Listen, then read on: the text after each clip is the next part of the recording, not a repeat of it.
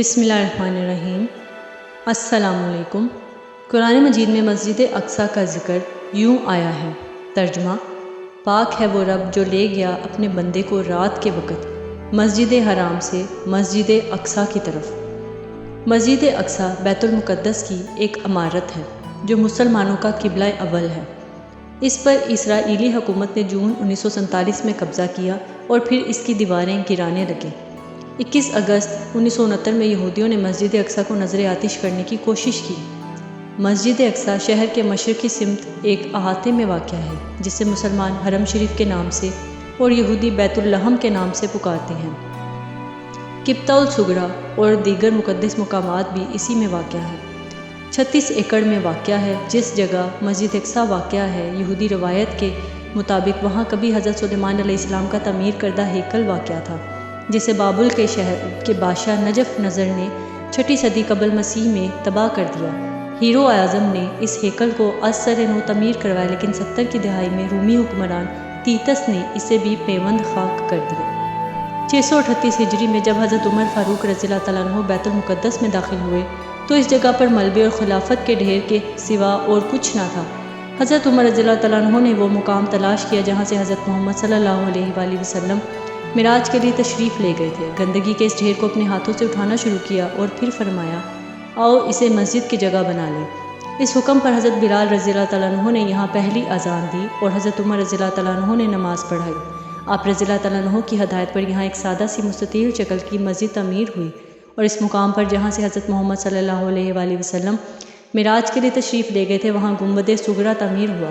اکثر مغربی مصنفین گنبد صغریٰ ہی کو مسجد عمر کا نام دیتے ہیں۔ مسجد اقصیٰ کی موجودہ عمارت کی تعمیر 5ویں اموی خلیفہ عبد المالک بن مروان نے 72 ہجری سن 690 میں شروع کروائی۔ ان کے ادھورے کام ان کے بیٹے ولید نے مکمل کروائے، اس کے 4 مینار تھے، دروازوں پر سونے کی تختیاں تھیں۔ یہاں 300 خدمتگار مقرر کیے گئے۔ سن 742 کے زلزلے میں اس عمارت کو نقصان پہنچا۔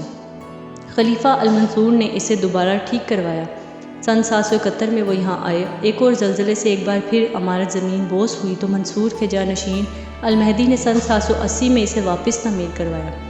اکثر جغرافیہ دان مسجد اقصیٰ سے مراد پورا رقبہ حرم لیتے ہیں جس میں مینار، گنبد، کالان، قبطہ الصغریٰ اور مسجد شامل ہے۔ مقدسی لکھتا ہے کہ مسجد اقصیٰ بیت المقدس کے جنوب مشرق گوشے میں واقع ہے۔ ایرانی مورخ ناصر خسرو لکھتا ہے کہ مسجد کی صدر عمارت بہت وسیع ہے۔ اس کی مغربی دیوار 120 گز اور عرض 150 گز ہے۔ 280 سنگی کمانیں قائم ہیں۔ سنگ مرمر سے مسجد کی زینت بڑھائی گئی۔ مسجد کے طول یعنی مشرقی دیوار میں 10 اور عرض یعنی شمالی دیوار میں 5 دروازے ہیں۔ ان میں سے ایک دروازہ پیتل کا ہے۔ 14 جولائی 1099 کو جب بیت المقدس عیسائیوں کے قبضے میں چلا گیا تو انہوں نے صحن مسجد میں مسلمانوں اور یہودیوں کا بے تحاشا خون بہایا۔ انہوں نے مسجد اقصیٰ میں بہت سی تبدیلیاں کی اور اسے اپنی رہائش گاہ کے طور پر استعمال کیا۔ صلاح الدین ایوبی نے 1187 میں اسے عیسائیوں سے واپس لیا۔ انہوں نے عمارت کو پہلی حالت میں درست کروایا اور مسلمانوں نے اسے 7 روز تک پانی اور عرق گلاب سے دھویا۔ 1938 سے 1947 تک مسجد کی مرمت وسیع پیمانے پر ہوئی، لیکن اس سے نقشے میں کوئی زیادہ فرق نہیں پڑا۔ موجودہ مسجد میں شمال کی طرف 7 اور مشرق کی طرف ایک دروازہ ہے۔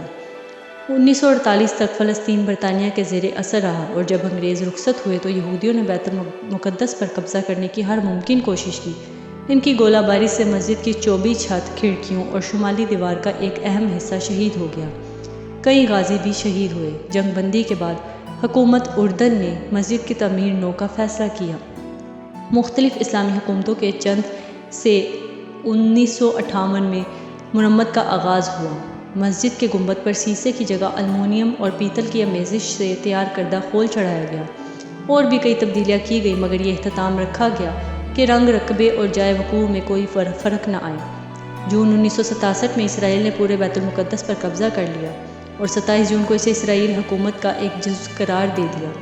17 جولائی کو ان کے یہودی بریگیڈیئر شلومو غدری نے اعلان کیا کہ مسجد اقصیٰ کی جگہ ہیکل سلیمان تعمیر کیا جائے گا۔ مسجد سے ملحقہ تمام عمارتوں کو مسمار کر دیا گیا، جبکہ 4 جولائی 1967 کو اقوام متحدہ کی جنرل اسمبلی اور سلامتی کونسل نے قرارداد منظور کی کہ بیت المقدس کی سابقہ حیثیت میں کوئی تبدیلی نہ کی جائے۔ 21 اگست 1969 کو ایک المناک سانحہ پیش آیا۔ اس روز تقریباً 4 گھنٹوں تک مسجد اقصیٰ میں آگ بھڑکتی رہی۔ اس سے جنوب مشرقی جانب چھت کا ایک حصہ گر گیا۔ سلطان صلاح الدین ایوبی کا یادگار منبر جل کر راکھ ہو گیا۔ اسرائیل نے اپنا جرم چھپانے کے لیے ایک شخص روہن کو آتش زنی کے الزام میں گرفتار کیا۔ اس پر مقدمہ چلا اور معمولی سزا دی گئی، لیکن اس سے یہودیوں کے ان عزائم کو نہیں چھپایا جا سکتا جو ہیکل کی تعمیر نو سے تعلق رکھتے ہیں۔ بہت شکریہ۔